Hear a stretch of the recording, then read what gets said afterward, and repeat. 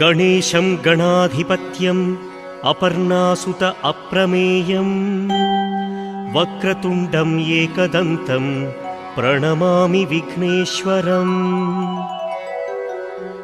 चित्ररत्नविचित्राङ्ग चित्रमाला विभूषितम् कामरूपधरं देवं प्रणमामि विघ्नेश्वरम्। बाहुदातटिनिवासेन काणीपाकपुरीश्वरा शुध्यन्ति सर्वपापेभ्यः विघ्नेश्वरं नमाम्यहम्।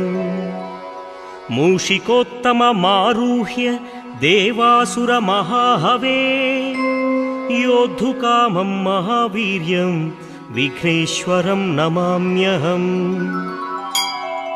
दर्शनं विघ्नराजं स्पर्शनं